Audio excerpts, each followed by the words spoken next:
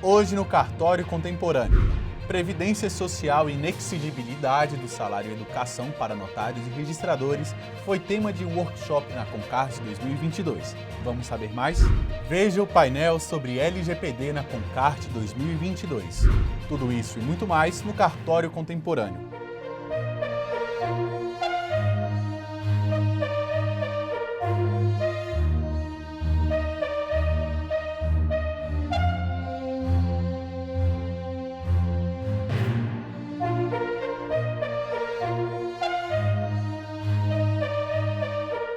Abrindo o segundo dia de Concart 2022, o workshop Previdência Social e Inexigibilidade do Salário Educação para Notários e Registradores contou com a presença do presidente da Finorsk e tabelião de protestos no Rio de Janeiro, Reinaldo Bussierri, o advogado Otton Ascioli Rodrigues da Costa Neto e o advogado de Notários e Registradores do Paraná, Vicente de Paula Santos. Nós, como pessoas físicas ou jurídicas, não importa, diferente das outras atividades, já existiu a intenção e também o entendimento de que nós, notários e registradores, não poderíamos nos aposentar voluntariamente pelo regime da Previdência Social, que se constitui um absurdo. Porque se eu contribuir, eu sou uma pessoa física com o tratamento de autônomo, eu não posso me aposentar? Então, o senhor explica que a sua tese e o que vem pelo menos, melhorar um pouco desse entendimento, que é outra revolta de nós todos. Alô? Bom dia a todos e a todas.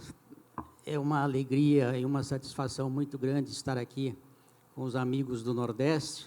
Eu tenho recebido várias consultas daqui do Nordeste, da Bahia, principalmente, Rondônia, e até não estava podendo vir aqui, mas fiz um esforço e vim para conversar com vocês. Eu não tenho... Antes, eu quero registrar meu agradecimento também à Jaqueline, ao Rogério e à Febranor, que me fez esse gentil convite, tá? Eu quero registrar inicialmente que eu não tenho um estudo acadêmico a respeito da Previdência. Meus estudos eles são práticos para resolver problemas, né? E ganhei várias ações, perdi outras, e as que perdi até hoje não me conformei com a perda, porque coisas que a gente não conforma nunca, e elas vão ocorrer 10, 15 anos depois, mas aí o nosso cliente já perdeu, enfim, já não tem mais como. Pois bem, em 1998 foi promulgada a Emenda Constitucional número 20. Essa emenda, ela fez uma grande reforma na Previdência Social dos servidores públicos, regime próprio. E ela remeteu os agentes delegados, denominação que passou a chamar-se depois de 1998, todos para o INSS. E, realmente, os órgãos de previdência dos estados cumpriram isso na íntegra, ao pé da letra, literalmente. Então, na ocasião, início de 99, nós já entramos com uma ação para os agentes delegados do Paraná, uma ação coletiva, né, ficarem no regime próprio, permanecer, não ir para o INSS. Bom, como é que ficou o resultado disso? Decidiu-se que todos aqueles que ingressaram no serviço até a data da publicação da Lei 8935, de 94, permaneceriam no regime próprio. O restante iriam para o INSS, o Regime Geral de Previdência Social. Mas ocorre que tinha outra situação. Tinha aqueles que, na data da emenda 20, faltava 1, 2 dias, ou até um mês, para completar 35 anos de contribuição.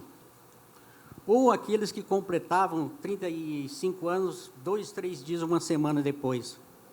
É uma situação assim, extremamente injusta com o segurado, você exigir dele contribuição durante 35, 40 anos, e, de repente, sem regra de transição, sem nada, falar agora você vai para o INSS, que é outro regime público, mas desvantajoso, porque o benefício é bem menor. Então, ingressamos de novo com nova ação. Essa também foi julgada procedente, e estamos observando até hoje lá no estado do Paraná. Posteriormente a isso, veio o Tribunal de Contas do Estado e fez um pré-julgado, dizendo que aqueles casos de migração para o INSS até 94 não tinha validade. O que tinha validade era o marco de 98, e reduziu somente para os casos de direito adquirido. O Tribunal de Justiça do Paraná passou a respeitar o pré-julgado do Tribunal de Contas e não a sua coisa julgada. O TRF quarto da quarta região respeita a coisa julgada do Estado do Paraná. Então, as ações, quando cai lá, ele respeita. Bom, antes de 1998, pela Constituição de 77, os agentes delegados eram considerados equiparados a servidores públicos de cargo efetivo. A emenda 20 cassou isso, suprimindo do artigo 40 da Constituição a palavra servidor público. Antigamente era servidor público será aposentado. Hoje, o servidor público de cargo efetivo será aposentado. Então, acrescentou a partícula efetivo. A emenda 20, ela, por via oblíqua, ela concedeu isso, esse poder de cobrar do ISS. Pois bem, quais eram os requisitos de aposentadoria antes de 98? A mulher ter 25 anos de contribuição, serviço, proporcional, aposentadoria proporcional, ou integral com 30 anos. O homem, 30, 35. Esse é o direito adquirido, na data da emenda 20, a pessoa deve permanecer no regime próprio de previdência. Isso já ocorreu na Bahia, que eu andei fazendo lá ações para eles, e que também ganhei, transitou em julgado, estão recebendo os valores como servidores públicos, que é muito superior ao valor do INSS. Em sequência, o órgão de previdência do Estado do Paraná, não contente, deixou de enviar os boletos para pagamento. Suprimiu, não encaminhou mais os boletos. Então, nós entramos com uma outra ação e eles foram obrigados a encaminhar um boleto do mês e um boleto atrasado. Isso porque ficaram 3 anos sem encaminhar o boleto. Foi julgado também procedente, obedeceu-se durante muito tempo. Agora, recentemente, eles fizeram um recadastramento e remeteram de volta para o INSS a grande gama de serventuários da Justiça. Pois bem, e o tempo de serviço, como que se conta? Você pode contar trabalho rural, você pode contar trabalho de mesário, prefeito, jurado, tudo isso se conta em dobro para compor o seu tempo de serviço e contribuição. Os quinquênios, anuênios e as férias não gozadas. Mas isso daquele período anterior a 98, porque em 99 esses benefícios já foram revogados também. Aliás, todas as emendas constitucionais que eu tenho observado, e não são poucas, deste tema, elas sempre tiram alguma coisa do agente delegado. Elas sempre suprimem direitos. E o que se diz é que a previdência é um direito fundamental, de base social, não pode sofrer retrocesso, mas não tem sido observado isso na prática. A prática é que eles estão sempre suprimindo alguma coisa, suprimindo direito já conquistado pelos agentes delegados. Pois bem, então eu estava dizendo sobre a contagem, a composição da contagem. A grosso modo seria isso para a contagem do tempo de serviço. Bom, esses que foram migrados para o INSS, eles deixaram uma gama de contribuição no Paraná Previdência, muitos dos quais 30 anos, 20 anos, 25 anos de contribuição. Essa contribuição não é perdida, ela é aproveitada no INSS. A pessoa pega uma certidão no INSS, no órgão de previdência do Estado, e vai se filiar lá no regime geral. O que tem ocorrido? Que o regime geral está querendo averbar esse tempo, cadastrar, somente quando a pessoa pedir a aposentadoria, o benefício. E nós temos nos insurgido contra isso, dizendo que o segurado tem o direito de ter a vida cadastral correta.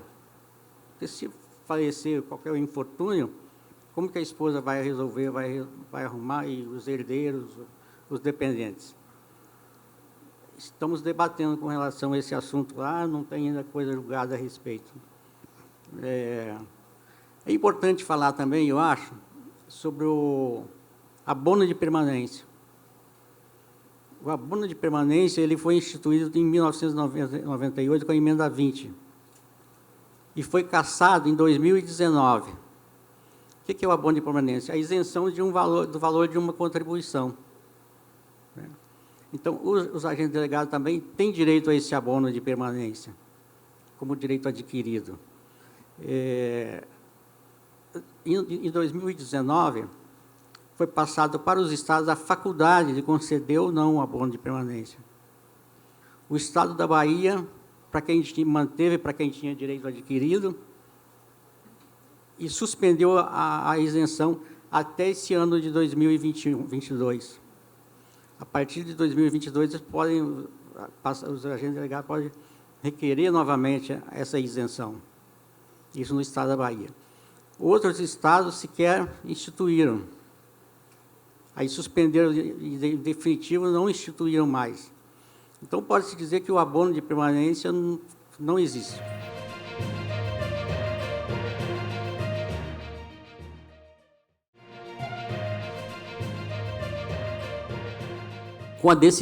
Contra a decisão que, se o agente delegado se aposentar voluntariamente, ele perde a delegação. Isso está no artigo 39, parágrafo 2º, salvo engano, da 8935. Nós sustentamos na via administrativa que, primeiro, o direito previdenciário não se confunde com o direito administrativo. Relação de trabalho é uma coisa, relação previdenciária é outra coisa completamente distinta. Não se pode julgar uma questão previdenciária com base no direito administrativo e vice-versa. Não dá certo mesmo. E esse vício, esse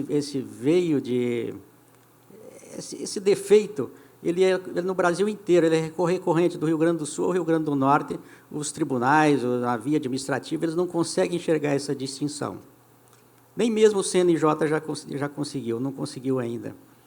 Pois bem, nós tivemos ganho de causa, então, na via administrativa, porque, sendo ele um agente delegado, filiado, segurado do INSS, ele é um particular, até porque ele perdeu a equiparação do servidor público em 1998. Então, ele é um particular. E todo e qualquer particular que trabalha na iniciativa privada, ele pode se aposentar e continuar no mesmo emprego, ou em emprego diverso. Então, no primeiro momento, já estaria havendo aí um tratamento antisonômico com o agente delegado. Quem paga a contribuição do agente delegado é ele mesmo do próprio bolso. O Estado não comparece com um centavo sequer para ajudar, para colaborar, como ocorre com os servidores de cargo efetivo. Mesmo o trabalhador da iniciativa privada, que o patrão comparece com uma parcela do seu INSS, do seu regime de previdência, ainda assim ele pode se aposentar e continuar trabalhando. E aí fomos justificando. Por que não pode ser estendido ao agente delegado? Bom, então, nós tivemos as decisões administrativas no âmbito do Tribunal de Justiça do Paraná, em Rondônia, um mandado de segurança julgado quanto ao mérito, e várias outras decisões administrativas também concedendo. Bom, o que fez o Estado do Paraná? Formulou uma consulta ao CNJ a respeito. E o CNJ acabou respondendo ontem ainda, que eu recebi o acordo, já recém-saído lá, que o conselheiro havia publicado. E o que o CNJ decidiu?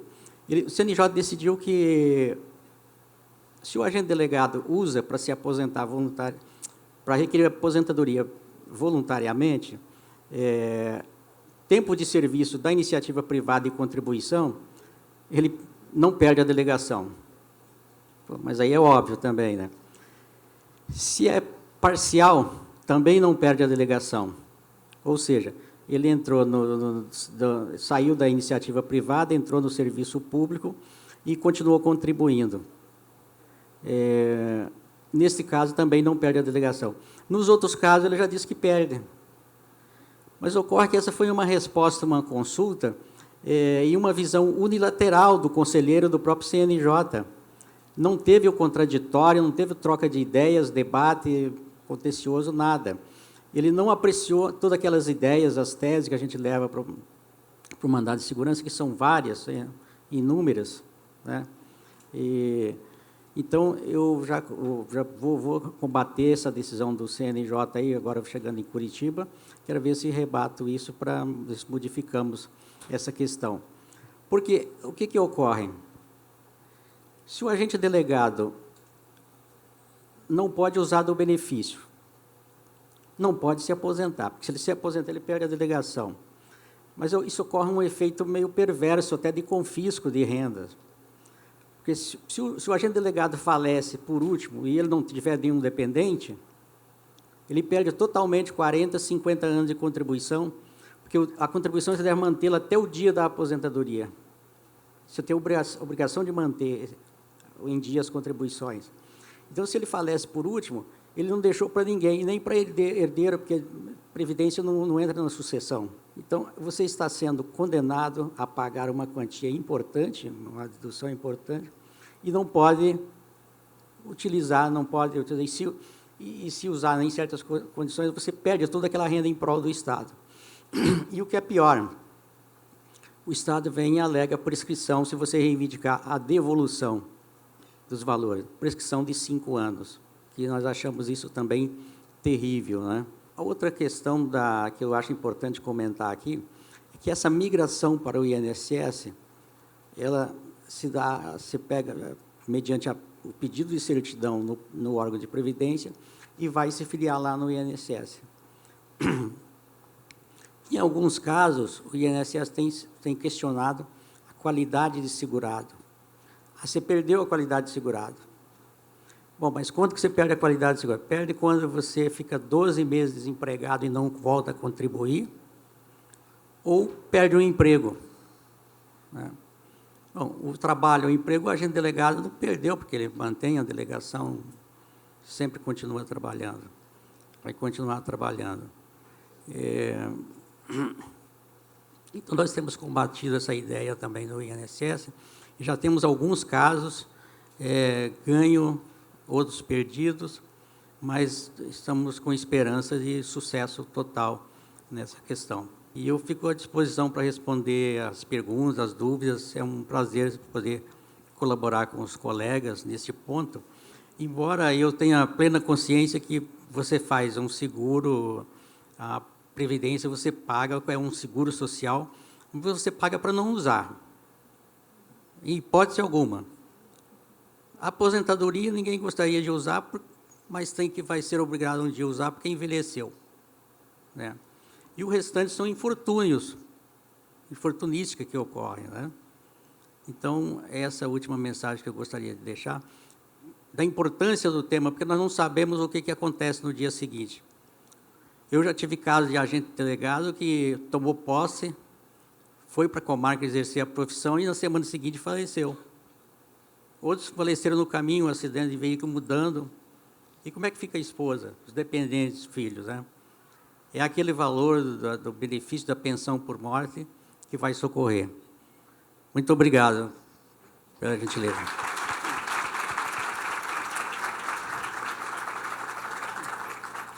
Muito obrigado, doutor Vicente. Realmente, a sua explanação ela vem de encontro àquela afirmativa que eu fiz, que o nosso enquadramento é sempre no pior dos mundos. Então, nós recolhemos a nossa contribuição social para o INSS como autônomos no carnê e não temos o direito de aposentadoria, entre aspas, mesmo trazendo vários anos de contribuição pretérita, né? E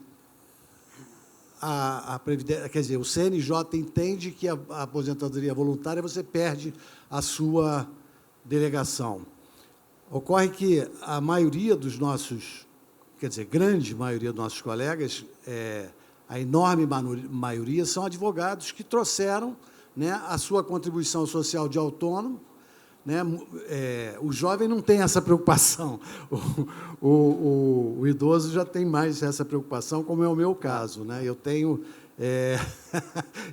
muitos anos de contribuição, né? Porque eu venho contribuindo desde os meus 18 anos, que eu comecei a trabalhar, ora parte empregado e parte como autônomo, quando eu me formei em Direito, passei a advogar. Então, e aí eu não vou me aposentar nunca, vou jogar esse dinheiro todo fora. Porque eu não tenho a aposentadoria compulsória como funcionário público, né? Não tenho uma previdência social própria. Eu tenho a do INSS. Eu sou autônomo há, sei lá, 40 anos, e eu não posso me aposentar. A situação é dramática. Eu reconheço que é bem complexa mesmo, para não dizer injusta, né, de clamorosa injustiça. O que eu tenho observado do Estado, da administração pública, é que, quando interessa, o agente delegado é pessoa física, quando não interessa, é pessoa jurídica. Exatamente.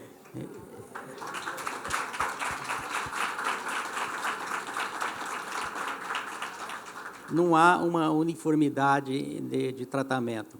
Por outro lado, eles não dão a mínima para os aposentados, para agentes delegados aposentados. Não dão. E o que eu notei também, até a própria classe não atende como deveria atender os aposentados. Nós tivemos um caso que o Tribunal de Contas mandou suspender todos os pagamentos dos aposentados. E esses aposentados, entre eles, tinha pessoas com 98 anos, 100 anos, 103 anos, e outras viúvas com as mesmas idades, as mesmas dificuldades, o mesmo tratamento. Eu falei, mas vocês estão loucos, isso não se faz, a pessoa está aposentada ou vem recebendo pensão há mais de 10 anos, vocês cortam de repente. Olha, eu tive uns 2 ou 3 casos que a pessoa falou, eu vou me suicidar. E tinha uma senhorinha de Santa Catarina, que ela falou, doutor, se não sair essa liberação, eu me suicido amanhã.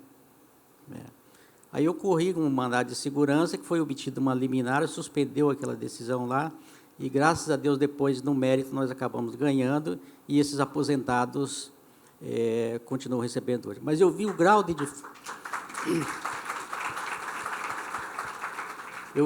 de dificuldade para fazer esse mandado de segurança, de achar a pessoa que queria encabeçar a ação coletiva. Não, mas o aposentado não é filiado ao sindicato, não paga sindicato. O aposentado não paga associação, portanto, não é associado. Não é gente. Aí eu falei, e agora? Aí o que eu tive que fazer? Eu peguei blocos de 20 aposentados, que são 40... 48, não, bem mais no estado do Paraná e outros estados, e fui fazendo coletivo assim. Aí depois eu falei, monte uma associação que eu vou pedir para o juiz considerar ela legitimada já no mesmo dia. E isso acabou acontecendo, substituí por uma associação dos aposentados.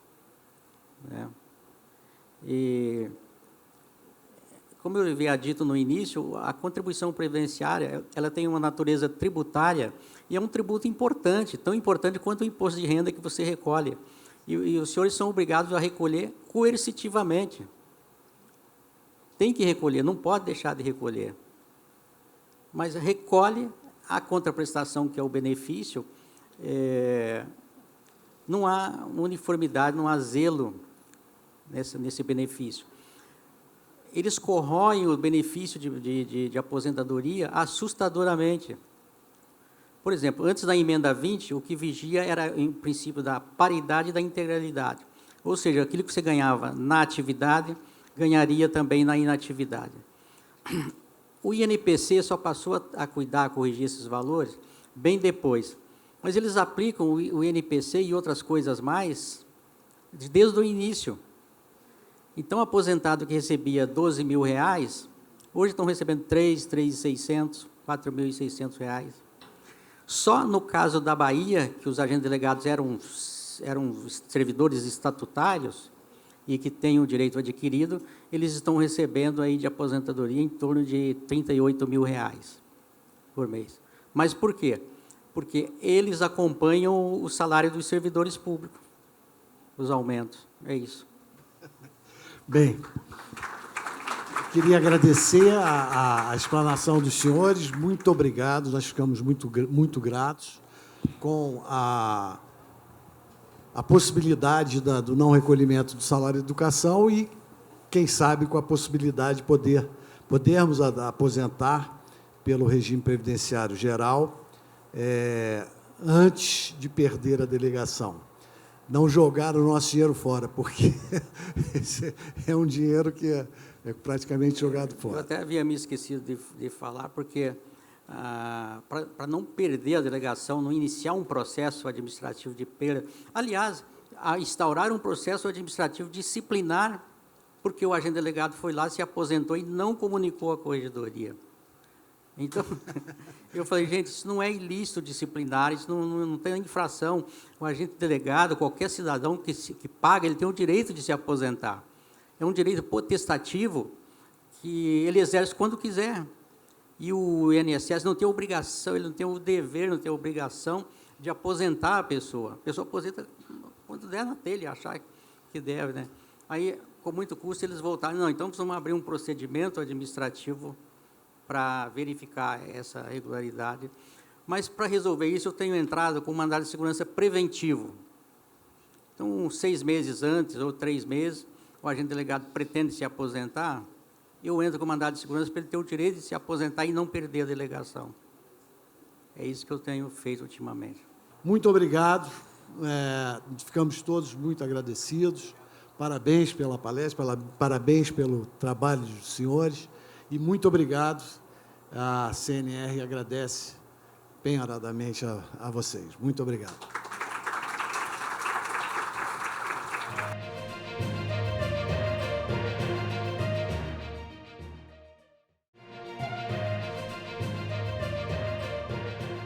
O terceiro painel da CONCART 2022 tratou de Lei Geral de Proteção de Dados e Cartórios, com a presença do presidente da Anoreg Ceará, Cícero Mazzutti, o advogado e professor da Fundação Getúlio Vargas, Dix Mibalini Neto, e o tabelião de protestos de São Paulo, Mário Camargo. Queridas amigas, queridos amigos, é uma grande satisfação participar da CONCART 2022. Infelizmente, por motivos de saúde, não pude estar presente, mas gravo esse breve vídeo aqui para fazer a exposição que eu gostaria de partilhar com as senhoras e senhores presencialmente. Gostaria de agradecer imensamente a CNR, agradecer ao nosso presidente, Rogério Portugal Bacelar, na pessoa de quem cumprimento todas as amigas e todos os amigos aqui presentes e todos que estão nos acompanhando. Gostaria também de parabenizar todas e todos que promoveram esse evento, que permitiram que ocorresse, e vou cumprimentá-los na pessoa da Jaqueline, na pessoa da Fernanda, que tanto nos ajudam, tanto nos possibilitam trazer esses debates, esses conhecimentos. O objetivo dessa apresentação é tratar da Lei Geral de Proteção de Dados e os Cartórios, a Lei 13.709, a famosa LGPD. E agora um momento bastante oportuno para tratarmos dela, porque ela foi regulamentada no âmbito do Conselho Nacional de Justiça, mais especificamente da Corregedoria Nacional do Conselho Nacional de Justiça, pelo provimento 134 de 2022, recém-editado, coisa de uma semana, que traz toda a regulamentação da parte geral de implantação da Lei Geral de Proteção de Dados para os cartórios, bem como a parte específica para cada especialidade. O objetivo não é tratar das especificidades de cada especialidade, mas sim dar uma visão geral de como implantar a LGPD, quais são os impactos, como nós fazemos uma análise.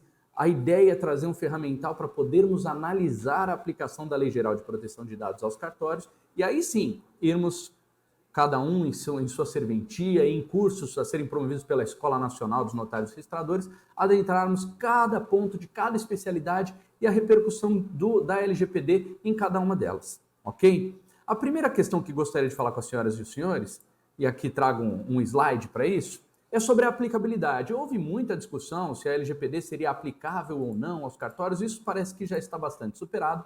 Primeiro, nós temos que lembrar que na própria Constituição Federal foi incluído um inciso no artigo 5º, alçando a direitos fundamentais a proteção de dados, inciso 79, incluído recentemente no artigo 5º da Lei da Constituição Federal, e a Lei 13.709 trazia o seu âmbito de aplicação, não excluindo ninguém. O artigo 3º deixava muito claro, a operação de tratamento realizada por pessoa natural, pessoa jurídica, de direito público ou privado, independente do meio, país de sede, país onde estejam localizados, desde que a operação de tratamento seja realizada no território nacional. E os cartórios estão nesse ambiente. E mais do que isso, no artigo 23 da Lei Geral de Proteção de Dados, e aí na estrutura da Lei Geral de Proteção de Dados, o artigo 23 e seguintes, trata do serviço público, as pessoas jurídicas de direito público estão tratadas lá no 23, estão abrangidas pela Lei Geral de Proteção de Dados. E o parágrafo 4º do artigo 23 tem ali a menção de que os serviços notariais e de registro exercidos em caráter privado por delegação do poder público terão o mesmo tratamento dispensado às pessoas jurídicas referidas no caput desse artigo, nos termos dessa lei. Ou seja, para nós, notários, registradores, para os serviços notariais e de registro, a Lei Geral de Proteção de Dados se aplica da mesma maneira que deve ser aplicada às pessoas jurídicas de direito público, cumprindo todas as obrigações e trazendo também obrigações específicas de direito público. E aí já trago aqui uma menção, no que é serviço público, sim, vai ter uma semelhança à pessoa jurídica de direito público. E na parte da gestão privada, teremos uma semelhança à atividade gerencial como de qualquer outra empresa. Então a LGPD vai seguir um pouco dessa lógica.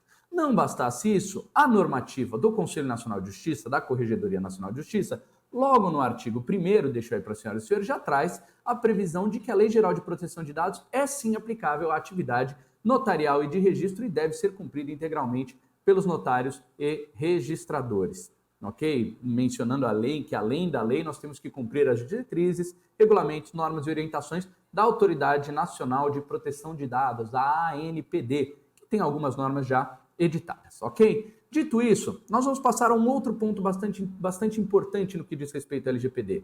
Qual é a função do tabelião, em que posição está o tabelião ou registrador no tratamento de dados, que seria o agente de tratamento? Ele é controlador, aquele que toma decisões e tem um espectro de responsabilidade maior, ou operador, aquele que cumpre decisões e tem uma responsabilidade, sim, vinculada ao controlador, mas limitada desde que cumpridas as obrigações que lhe são impostas. Muito se discutiu, houve ideia de que o controlador seria o judiciário ou o próprio Estado, uma vez que o notário ou o registrador tem que cumprir a estrita legalidade ao praticar os atos notariais e de registro típicos. Alguns diziam que haveria uma co-controladoria, uma controladoria compartilhada entre o Estado, o Judiciário e os cartórios, mas o que foi compreendido pela ANPD é que responsáveis pelas serventias extrajudiciais seriam controladores quando praticando atos notariais e de registro. É lógico que cada tratamento de dado tem que analisar os agentes de tratamento de maneira única, mas o que foi compreendido de maneira geral é que enquanto atuando como notários, como registradores, nós somos controladores de dados. Isso foi o que a ANPD entendeu e depois foi replicado no artigo 4º do provimento 134 da Corregedoria Nacional de Justiça do CNJ. Então nós somos controladores e assim vamos fazer a análise da nossa atuação. Lógico que caso a caso, uma questão que seja judicializada, uma questão que seja levada à ANPD, pode ser analisado se naquele caso específico o registrador ou tabelião não deixa de ser controlador por algum motivo. Além do registrador e do tabelião na condição de controladores, nós temos os operadores. Havia normas que diziam que os operadores seriam os funcionários, os cartórios, os prepostos, a norma de São Paulo trazia uma previsão nisso, mas tanto a ANPD quanto o provimento 134 foram muito claros. O operador é sempre alguém externo ao cartório, externo ao controlador. Funcionário do cartório faz parte da estrutura do controlador. Então, operadores, aqueles que nós temos que dar as instruções e que terão uma responsabilidade própria, conforme a lei, são terceiros. São empresas de tecnologia contratadas, empresas de intimação contratada, todos esses terceirizados, sim, são operadores, mas os prepostos não são. Então, seriam esses terceiros. E quando estamos falando de terceiro, muito interessante termos sempre uma cláusula de tratamento de dados, um Data Processing Agreement, DPA, né, um DPA, que é o termo de tratamento de dados pessoais. Acrescentar isso aos contratos são cláusulas gerais, mas que precisam ser trazidas para a realidade. Então, se eu tenho uma empresa de tecnologia, ela precisa trazer cláusulas de proteção de dados, de segurança de informação, de tratamento de dados, para que eu tenha segurança na utilização do serviço dessa empresa de tecnologia ou dessa empresa terceirizada. Além dos agentes de tratamento de dados, nós temos o encarregado de dados, aquela pessoa que fará a comunicação com o titular de dados e com a ANPD e com outras autoridades. A função do encarregado de dados é obrigatória, nós precisamos nomear o encarregado de dados. Mas algumas observações que estão no próprio provimento 134, artigo 10. Foi muito respeitada a liberdade de gerência, a autonomia gerencial do notário e registrador no provimento 134, dando uma liberdade para o formato de contratação desde que cumprida a obrigação. Mas algumas ressalvas foram feitas. Primeiro, o titular da serventia não pode ser encarregado, porque o encarregado tem que ter uma autonomia em relação ao controlador. Então não pode se confundir na mesma pessoa. Havia uma discussão se preposto poderia ser o encarregado. Como não há nenhuma vedação, desde que o preposto tenha autonomia na sua atuação como encarregado, ele poderá atuar como encarregado, desde que ele tenha assegurado a sua independência. Pode haver uma contratação conjunta, um grupo de cartórios contrata um único, uma associação de cartórios contrata uma equipe de encarregados para atender todos os cartórios, tudo isso é possível e pode ser contratado também o chamado DPO as a Service, Data Protection Officer. Esse é o termo em inglês para o encarregado. Então, o DPO as a Service seria o encarregado como um serviço prestado por escritórios, por empresas que são especializadas na proteção de dados. Também é possível fazer isso. Nós temos uma liberdade gerencial, o importante é que nós tenhamos um encarregado que faça essa interface com o titular de dados, que aponte melhorias que sejam necessárias no tabelionato ou no registro e também comunique com a autoridade, tanto judicial quanto da ANPD. Ok? Dito isso, nós temos que olhar a estrutura da lei da seguinte maneira. A lei traz no artigo 7º para os dados pessoais e para os dados sensíveis, no artigo 11, as bases legais de tratamento, que quer dizer os requisitos para o tratamento. Se eu não tiver um daqueles requisitos, nem posso tratar os dados. Então, o primeiro passo para saber se eu estou de acordo com a Lei Geral de Proteção de Dados é saber se aquele tratamento de dados está autorizado, se eu posso fazer aquele tratamento de dados. E aí nós vamos olhar no artigo 7º, que é para dados gerais, e no artigo 11, que era para dados pessoais sensíveis, aqueles que dizem respeito à saúde, religião, crença, vinculação política, etc., se eu tenho uma autorização para tratar esses dados ou não. E nós vamos encontrar diversos motivos para tratar dados. Nós temos lá cumprimento de contrato, nós temos proteção de crédito, nós temos proteção da saúde, etc. Mas para nós o que mais vai interessar é o artigo 7º, inciso 2 e o artigo 11, inciso 2A, que é o cumprimento de obrigação legal ou regulatória pelo controlador de dados. Cumprimento de obrigação legal ou regulatória pelo controlador. A maioria esmagadora de tratamentos que o notário e o registrador pratica, e lembre-se, nossa atividade é inteira de tratamento de dados. Vejam a definição de tratamento de dados na Lei Geral de Proteção de Dados, tem lá 17 ou 19, não me lembro agora, verbos do que é tratar dados, e tudo o que nós fazemos com os dados pessoais é tratar dados. Então nós temos que ver se todo esse tratamento está autorizado, tem a base legal. E a esmagadora maioria das vezes tem previsão legal ou regulatória, seja em normas nacionais, normas estaduais, seja na legislação. Nós temos obrigação de tratar os dados de determinada maneira. Então nós temos sim autorização, tanto para os dados pessoais quanto para os dados pessoais sensíveis. Haverá uma discussão em relação ao dado das crianças, porque a lei exige o consentimento, mas não faria nenhum sentido exigir consentimento dos pais para o registro de uma criança que é registrada por ter sido, sem ser pelos pais. Ou então, exigir o consentimento dos pais para o registro de algum imóvel que pertence a uma criança não faria nenhum sentido para isso. O consentimento não parece ser uma base de tratamento válido, um requisito válido para o tratamento de dados. Então, a gente sempre deve manter isso na cabeça. Nós aprendemos com o Código do Consumidor, com o Marco Civil da Internet, que o consentimento seria o rei. Mas no nosso serviço, o consentimento não é o rei, consentimento não é a base legal, nem é superior eticamente ou legalmente. Para nós, o consentimento não pode ser uma base legal em regra. Por quê? Se eu posso consentir, eu posso revogar meu consentimento. Então, vou exigir o consentimento para fazer um protesto? Não faz sentido. Vou exigir um consentimento para fazer um registro. Aí a pessoa fala, quero revogar meu consentimento, eu cancelo o registro? Não tem essa autorização. Então, o consentimento não vai ser uma base legal autorizada. nós vamos ter como bases legais, normalmente, o cumprimento de obrigação legal ou regulatória pelo controlador. E nós vamos ver ali no artigo 2º do provimento 134 que o tratamento de dados pessoais pelos cartórios deve cumprir, sim, um requisito legal, que vai remeter ao artigo 23 da lei, que é o requisito legal para as pessoas jurídicas de direito público, que é o cumprimento de competências previstas na legislação específica.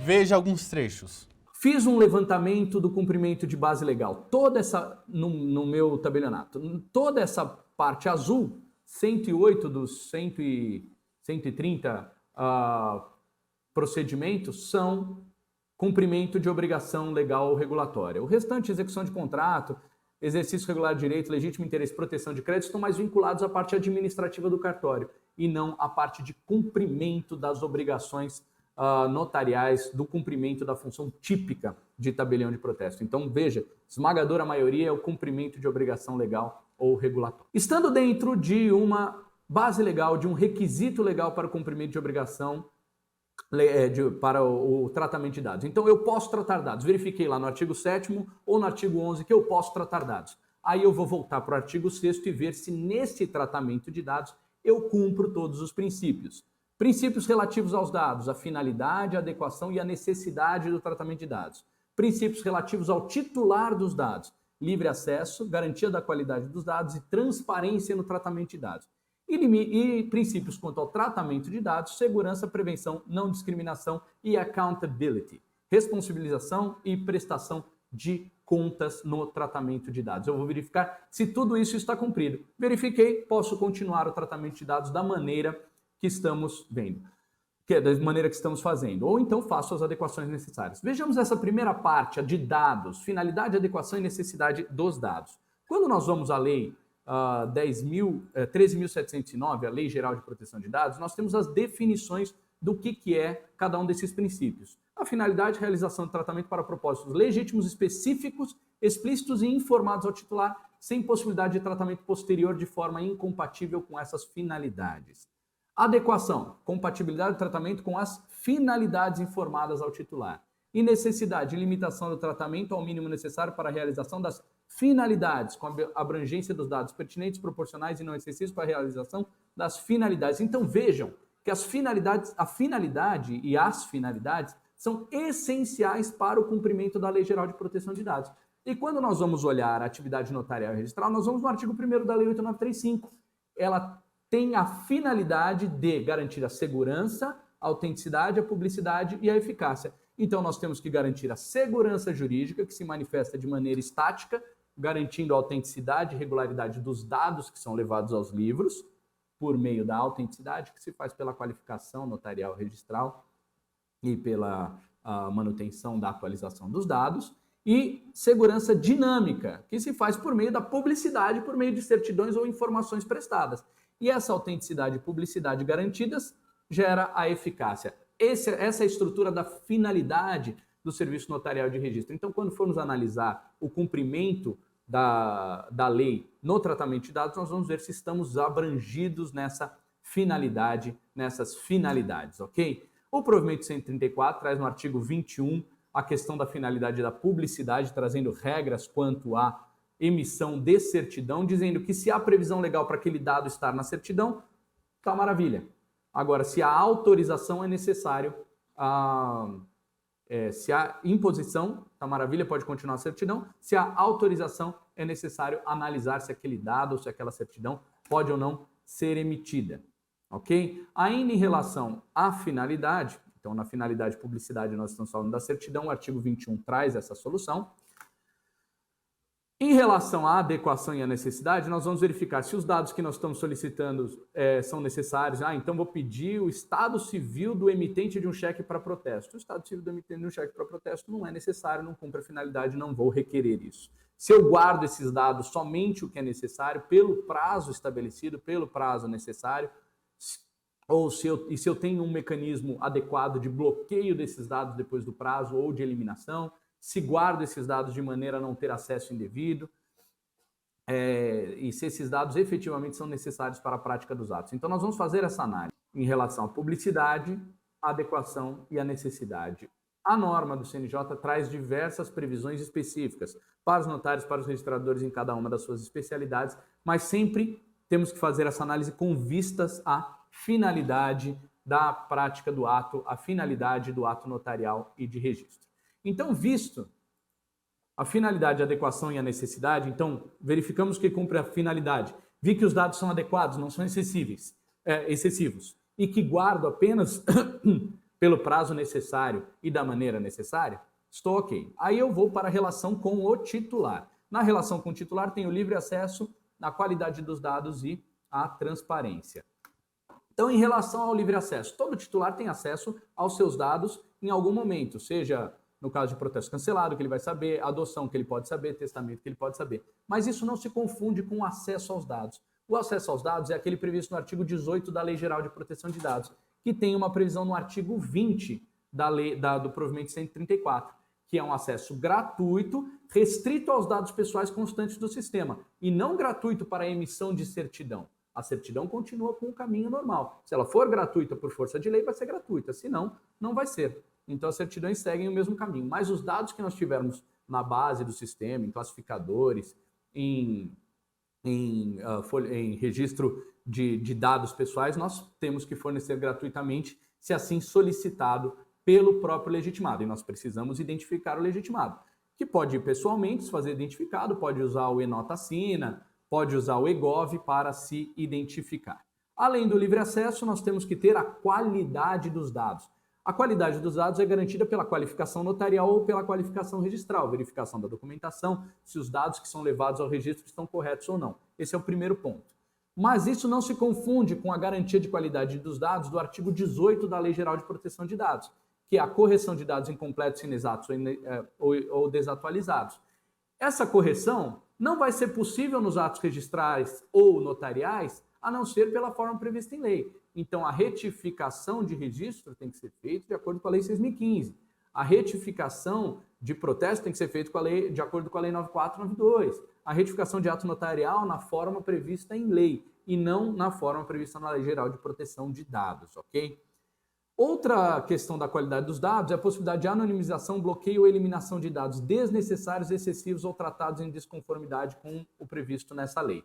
Se os dados cumpriram a adequação, necessidade e finalidade, eu nem tenho que olhar para isso. Agora, se eles descumpriram, aí sim eu posso falar em anonimização, bloqueio ou eliminação de dados. Mas isso é um direito do titular que ele vai poder requerer ao controlador, que podendo cumprir, cumprirá, senão isso será levado às instâncias adequadas, ok?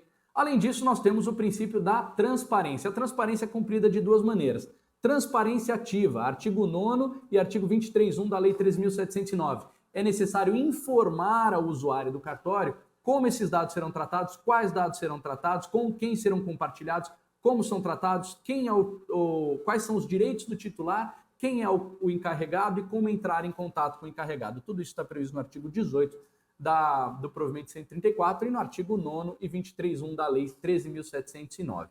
E também pode ser a transparência da maneira passiva, em que o titular de dados, por meio do artigo 18 da Lei 13.709, requer: são tratados meus dados, quais dados e como? E nós temos que informar isso para eles, o que não substitui a informação por certidão. Certidão é por meio legal das certidões, ok? Transparência. Ainda em relação à titularidade, aos direitos dos titulares. Não se aplicam às atividades notariais e de registro propriamente ditas, aquelas típicas.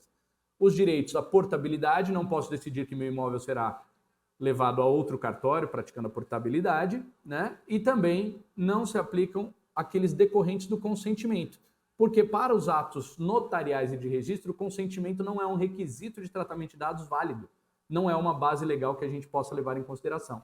Então, se não é por meio do consentimento que eu trato o dado, não vai ser por meio as consequências do consentimento também não vão ser aplicáveis.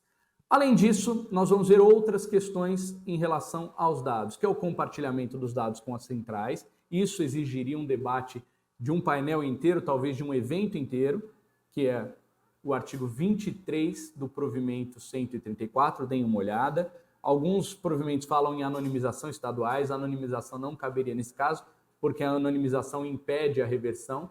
Então, se eu mandar dados para uma central de maneira anonimizada, a central nunca vai ter acesso aos dados, né? E temos que acompanhar a ação direta de inconstitucionalidade 6787, que questiona a existência da central.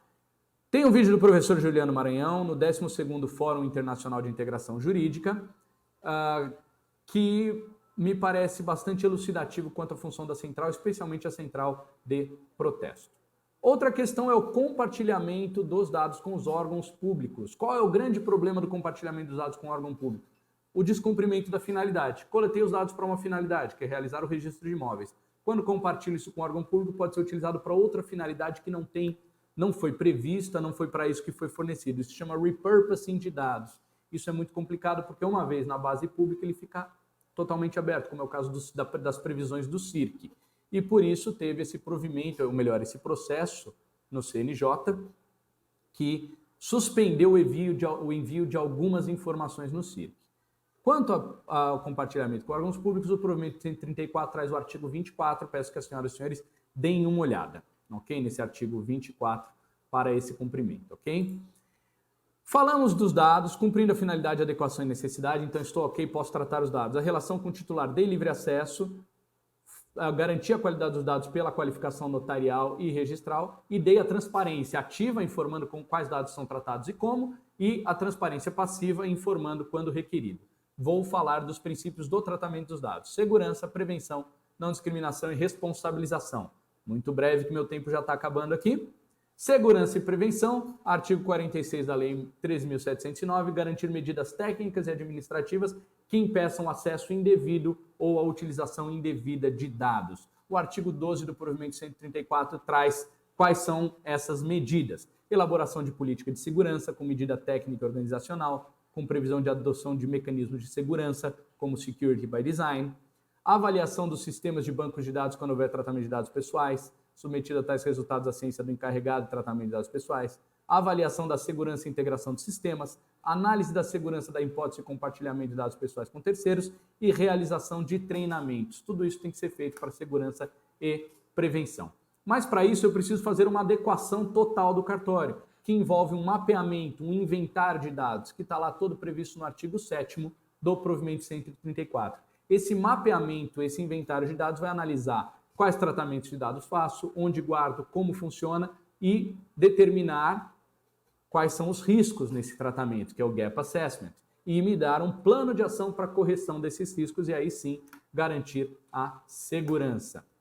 Ainda em relação a isso, preciso, dentro do tabelionato, desenvolver um plano de governança que envolve nomeação de carregado, mapeamento de atividades, elaboração de relatório de impacto e medida de mitigação do risco, medida de transparência aos usuários sobre o tratamento de dados pessoais, implementação de política de segurança de informação, implementação de política de privacidade e proteção de dados, criação de procedimentos internos eficazes e seguros para cumprimento dos direitos dos titulares, zelar para que terceiros contratados estejam em conformidade com a LGPD, os tais operadores e outros controladores, e treinar os prepostos. Tudo isso dentro dos princípios de segurança e prevenção.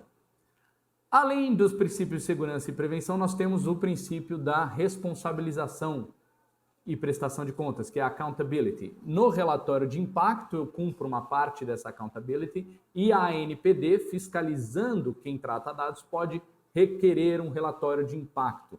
Também um plano de resposta de incidentes está voltado para essa prestação de contas.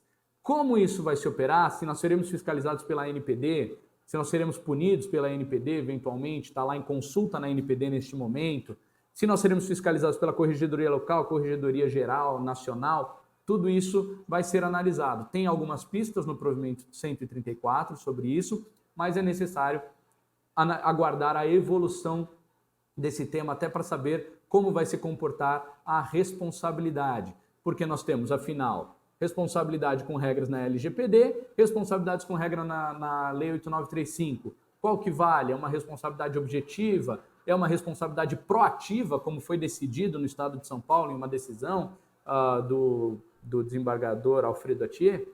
é uma regra, ou nós vamos cumprir a regra da 8935, que é uma responsabilidade subjetiva, com base lá no nosso artigo 22 da Lei 8935, qual será o cumprimento dessa responsabilização para os cartórios. E mais do que isso, nós temos também a regulação e a autorregulação, que pode ser feita por entidades, como previsto no artigo 50 da LGPD, mas no nosso caso, a Corregedoria Nacional do CNJ fez o provimento 134, que traz a criação de um grupo, uma comissão de proteção de dados, que tem caráter consultivo, mas que vai resolver as questões que sejam levadas e as dúvidas que sejam levadas pelas associações representativas dos notários e registradores. Acredito que era isso que eu tinha para apresentar aos senhoras e senhores. Coloco-me à disposição, perguntas que surgirem podem ser encaminhadas. Infelizmente não estou presente, mas responderei da maneira que for possível, por e-mail, podem me ligar, enfim, estamos aqui entre amigos. Muito obrigado a todas e todos. E por hoje é só. Eu sou Duda Meirelles e foi um prazer tê-los aqui conosco no Cartório Contemporâneo. Se você perdeu alguma parte ou gostaria de rever o programa, temos uma reprise toda segunda-feira, 19 horas, na TV Justiça, ou no YouTube da CNR. Voltamos com um episódio inédito na próxima quinta-feira, 19 horas, na TV Justiça. Até lá!